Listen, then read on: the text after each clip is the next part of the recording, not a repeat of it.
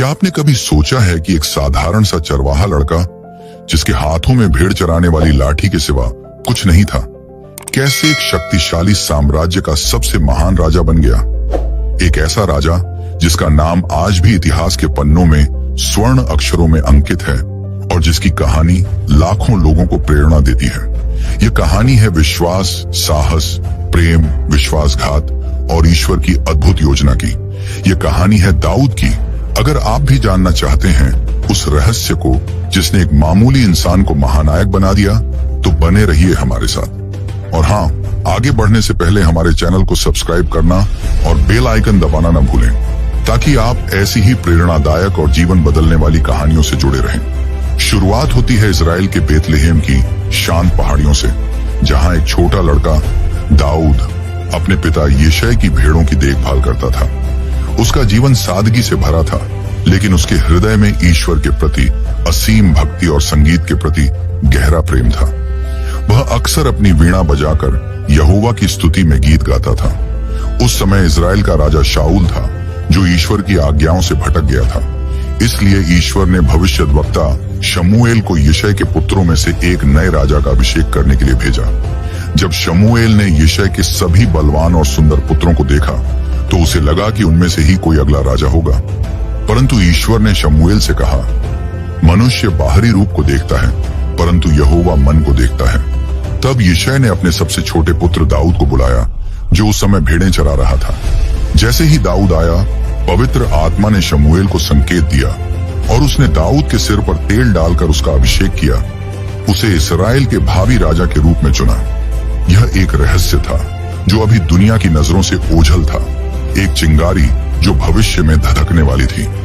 उस दिन से यहोवा का आत्मा दाऊद पर सामर्थ्य के साथ उतरा और उसे आने वाली चुनौतियों के लिए तैयार करने लगा।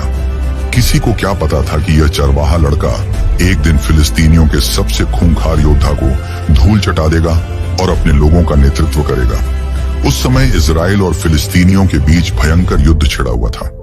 फिलिस्तीनी सेना में गोलियत नाम का एक विशालकाय और पराक्रमी योद्धा था, जिसकी गर्जना सुनकर ही इस्राएली सैनिकों के हौसले पस्त हो जाते थे। 40 दिनों तक गोलियत सुबह शाम इस्राएली सेना को ललकारता रहा, उन्हें द्वंद्व युद्ध के लिए चुनौती देता रहा, लेकिन किसी में भी उसका सामना करने की हिम्मत नहीं थी। राजा शाऊल और उसकी पूरी सेना भयभीत थी। ऐसे में दाऊद अपने भाइयों के लिए भोजन सामग्री लेकर युद्ध के मैदान में पहुंचा। जब उसने गोलियत की धृष्टता और इजरायली सैनिकों का डर देखा, तो उसका खून खौल उठा। उसके मन में अपने परमेश्वर और अपने लोगों के सम्मान की रक्षा करने की प्रबल इच्छा जागृत हुई। उसने राजा शाऊल से कहा, मैं इस फिलिस्तीनी से लड़ूंगा। शाऊल ने उसे देखा, एक युवा लड़का जिसके पास कोई सैन्य प्रशिक्षण नहीं था, और उसे संदेह हुआ, लेकिन दाऊद का आत्मविश्वास अटल था। उसने कहा, जब मैं अपने पिता की भेड़ें चराता था, तो कभी सिंह और कभी भालू आकर झुंड में से मेमने को उठा ले जाता था। तब मैं उसके पीछे पड़कर उसे मार डालता था और मेमने को उसके मुंह से छुड़ा लेता था। जब वह मुझ पर झपटता, तो मैं उसकी दाढ़ी पकड़कर उसे मार डालता था। तेरे दास ने सिंह और भालू दोनों को मारा है, और यह खतना रहित पलिश्ती उनमें से एक के समान होगा, क्योंकि उसने जीवित परमेश्वर की सेना को ललकारा है। दाऊद ने राजा शाऊल के दिए हुए कवच और हथियार पहनने से इनकार कर दिया, क्योंकि वह उनके अभ्यस्त नहीं था। वह अपनी चरवाहे वाली लाठी, गोफन और नाले से चुने हुए 5 चिकने पत्थरों के साथ उस दानव का सामना करने निकल पड़ा। गोलियत ने जब दाऊद को अपनी ओर आते देखा, तो उसे घृणा हुई। उसने दाऊद का उपहास करते हुए कहा, क्या मैं कुत्ता हूं जो तू लाठी लेकर मेरे पास आता है?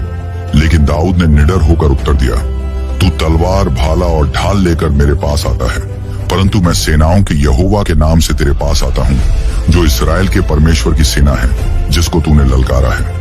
आज यहोवा तुझे मेरे हाथ में कर देगा और मैं तुझे मारकर तेरा सिर काट डालूंगा। और फिर वह हुआ जिसकी किसी ने कल्पना भी नहीं की थी। दाऊद ने अपने गोफन में एक पत्थर रखा और पूरी ताकत से गोलियत की ओर घुमाया। वह पत्थर सीधा जाकर गोलियत के माथे में धंस गया और वह भीमकाय योद्धा मुंह के बल जमीन पर गिर पड़ा। दाऊद दौड़कर उसके पास पहुंचा, उसकी ही तलवार निकाली और उसका सिर काट डाला। यह देखकर फिलिस्तीनी सेना में भगदड़ मच गई और वे अपनी जान बचाकर भागने लगे। इस्राएली सेना ने उनका पीछा किया और उन्हें भारी पराजय दी। दाऊद की इस अद्भुत वीरता ने उसे रातों रात एक नायक बना दिया। जब वह विजयी होकर लौटा तो इस्राएल की स्त्रियां नाचती गाती हुई निकली। शाऊल ने हजारों को मारा, परंतु दाऊद ने लाखों को। यह बात राजा शाऊल के कानों में पड़ी और उसके मन में दाऊद के प्रति ईर्ष्या का बीज बो दिया गया। फिर भी शाऊल ने दाऊद को अपनी सेवा में रख लिया और दाऊद अपनी बुद्धिमानी और पराक्रम से राजा का प्रिय बनता गया। उसे सेना में ऊंचा पद दिया गया और वह जहां भी जाता सफलता उसके कदम चूमती। दाऊद केवल एक वीर योद्धा ही नहीं बल्कि एक कुशल संगीतकार भी था। जब कभी राजा शाऊल पर दुष्ट आत्मा सवार होती और वह अशांत और क्रोधित हो जाता तो दाऊद अपनी वीणा बजाकर उसे शांत करता था।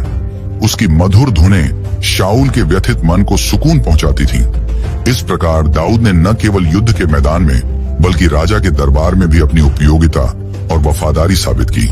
उसका यश चारों ओर फैलने लगा और लोग उसे प्यार करने लगे। लेकिन दाऊद की बढ़ती लोकप्रियता राजा शाऊल की आंखों में कांटे की तरह चुभने लगी। जो प्रशंसा दाऊद को मिल रही थी, शाऊल उसे अपने लिए खतरा समझने लगा।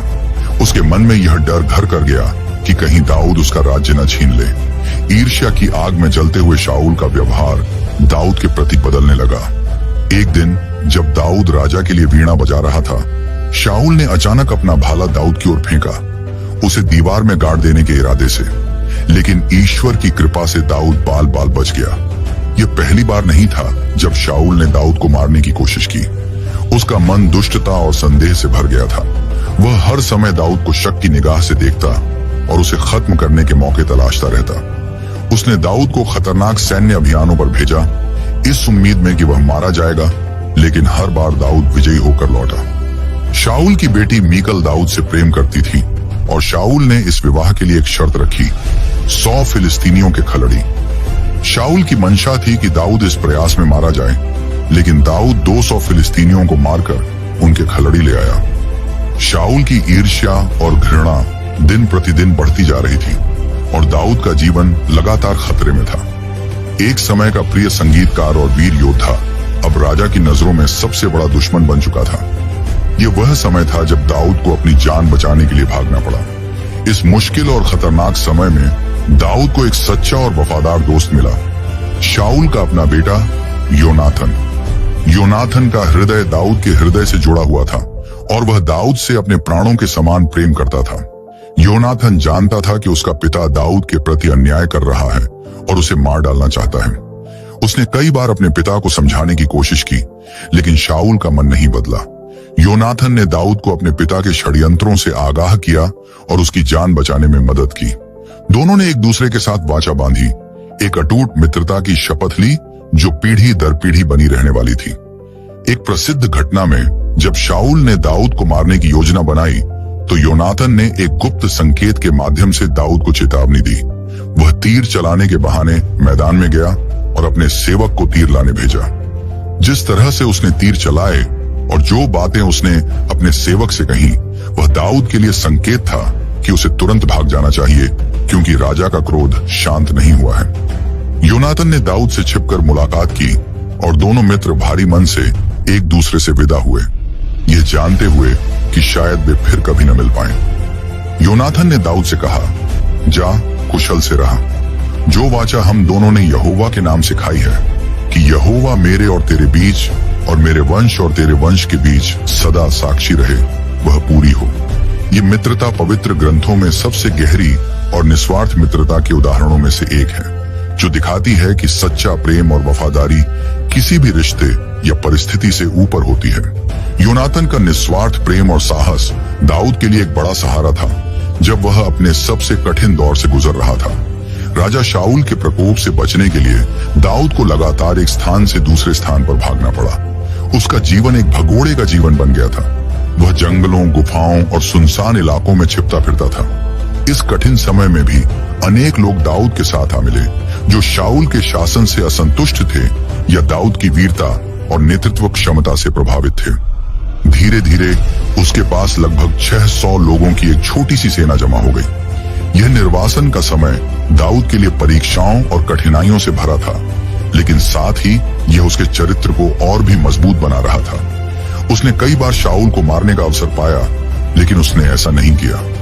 एक बार जब शाऊल एक गुफा में आराम कर रहा था जहां दाऊद और उसके लोग छिपे हुए थे, दाऊद के साथियों ने उसे शाऊल को मारने के लिए उकसाया, लेकिन दाऊद ने कहा, यहोवा न करे कि मैं अपने स्वामी यहोवा के अभिषिक्त पर हाथ उठाऊं। उसने केवल शाऊल के वस्त्र का एक कोना काट लिया, यह साबित करने के लिए कि वह चाहता तो उसे मार सकता था, लेकिन उसने ऐसा नहीं किया।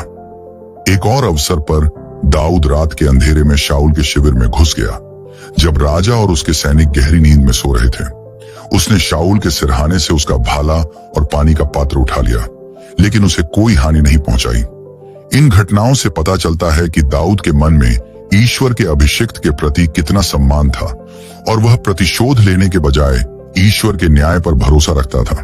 उसने सीखा कि कैसे कठिनाइयों में भी धीरज रखना है और कैसे अपने लोगों का नेतृत्व करना है। यह समय उसके भविष्य के राजत्व के लिए एक प्रशिक्षण काल था, जहां उसे वफादारी, विश्वास और सहनशीलता के महत्वपूर्ण सबक सीखने को मिले। इस बीच फिलिस्तीनियों के साथ इसराइल का युद्ध जारी रहा।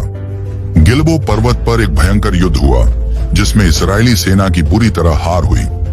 इस युद्ध में राजा शाऊल और उसके 3 पुत्र, जिनमें दाऊद का प्रिय मित्र योनातन भी शामिल था, मारे गए। जब दाऊद को शाऊल और योनातन की मृत्यु का समाचार मिला तो वह बहुत दुखी हुआ। उसने अपने वस्त्र फाड़े और विलाप किया। उसने शाऊल और योनाथन के लिए एक शोक गीत रचा, जिसमें उसने उनकी वीरता और अपने मित्र योनाथन के प्रति अपने गहरे प्रेम को व्यक्त किया। उसने कहा, हे योनाथन, तू अपने ऊंचे स्थानों पर मारा गया। हे मेरे भाई योनाथन, मैं तेरे लिए बहुत व्याकुल हूँ। तू मुझे बहुत प्रिय था। तेरा प्रेम मेरे लिए अद्भुत था, स्त्रियों के प्रेम से भी बढ़कर। दाऊद का दुख सच्चा था, क्योंकि भले ही शाऊल ने उसे सताया था, वह फिर भी ईश्वर का अभिषिक्त राजा था और योनाथन उसका सबसे प्रिय मित्र था। शाऊल की मृत्यु के साथ इस्राएल के इतिहास में एक युग का अंत हुआ और एक नए युग का मार्ग प्रशस्त हुआ।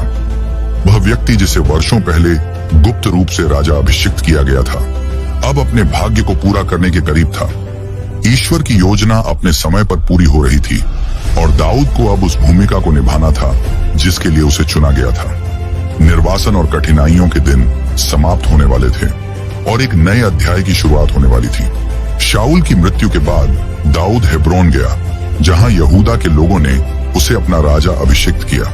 हालांकि इजराइल के बाकी गोत्रों ने शाऊल के पुत्र इशबोशेत को अपना राजा माना, जिसका सेनापति अब्नेर था। इसके परिणाम स्वरूप दाऊद के समर्थकों और इशबोशेत के समर्थकों के बीच गृह युद्ध छिड़ गया, जो कई वर्षों तक चला।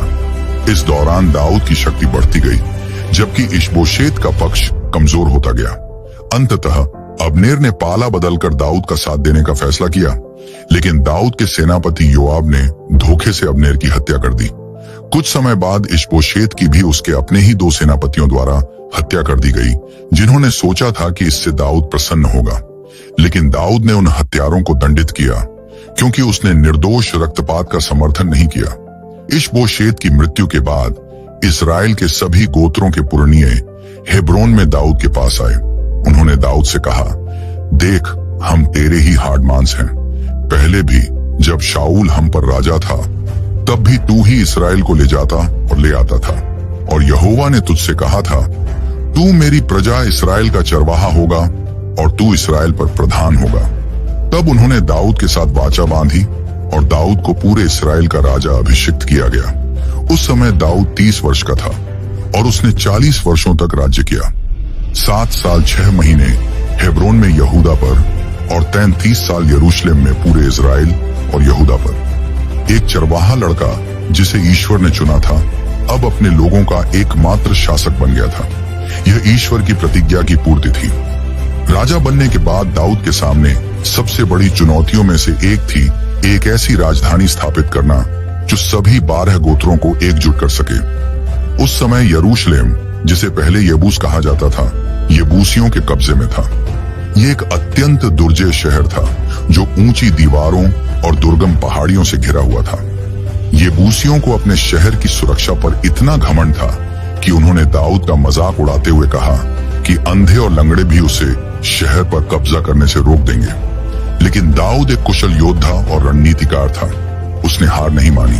उसने अपने सैनिकों को पानी की नाली के रास्ते से शहर में घुसने का आदेश दिया। ये एक साहसी और अप्रत्याशित कदम था।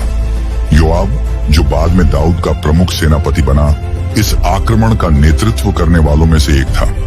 इस्राएली सैनिक सफलतापूर्वक शहर में घुस गए और यबूसियों को हराकर यरूशलेम पर कब्जा कर लिया। दाऊद ने यरूशलेम को दाऊदपुर भी कहा और उसे अपनी राजधानी बनाया। उसने शहर की किलेबंदी की और उसका विस्तार किया।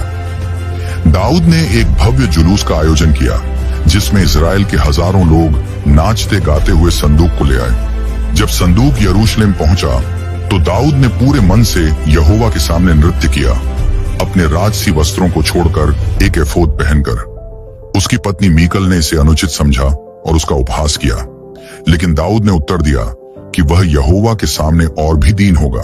दाऊद का राज्य अब शक्तिशाली और सुरक्षित हो गया था। उसने अपने आसपास के शत्रुओं जैसे फिलिस्तीनियों, मोआबियों, अरामी और अम्मोनियों को पराजित किया और इस्राएल की सीमाओं को मिस्र की सीमा से लेकर महान फरात नदी तक फैला दिया। दाऊद एक कुशल और न्यायप्रिय राजा साबित हुआ। वह अपने लोगों के बीच न्याय और धार्मिकता बनाए रखता था। वह परमेश्वर के प्रति गहरा प्रेम और भक्ति रखता था और उसकी इच्छा थी कि वह परमेश्वर के लिए एक भव्य मंदिर का निर्माण करे। हालांकि परमेश्वर ने भविष्यद्वक्ता नातान के माध्यम से दाऊद को बताया कि वह मंदिर नहीं बनाएगा, बल्कि उसका पुत्र इस कार्य को पूरा करेगा। लेकिन परमेश्वर ने दाऊद के साथ एक अविनाशी वाचा बांधी। तेरा घराना और तेरा राज्य मेरे सामने सदा तक स्थिर रहेगा और तेरा सिंहासन सदा तक बना रहेगा। ये वाचा दाऊद के वंश से आने वाले मसीहा यीशु मसीह की भविष्यवाणी थी।